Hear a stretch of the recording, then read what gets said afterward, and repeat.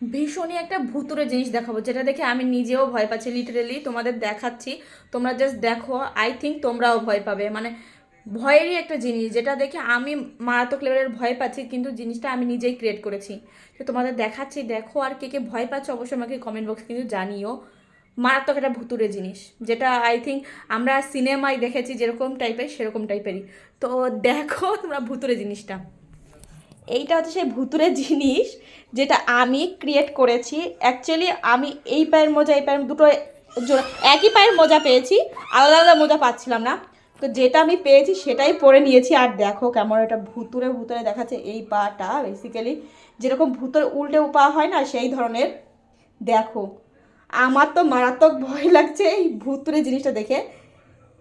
তোমরা কে কে এরকম ধরনের কাজ বাজ করো আমাকে কিন্তু অবশ্যই জানিও। মাঝে মাঝেই আমি এরকম করে বসে থাকি, যদি জোড়ার কিছু না পাই, যেটাই পাই সেটাই পরে থাকি।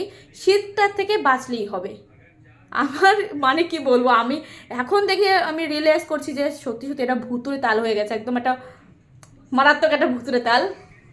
মানে সেই লেভেলের একটা ভুতুরে তাল।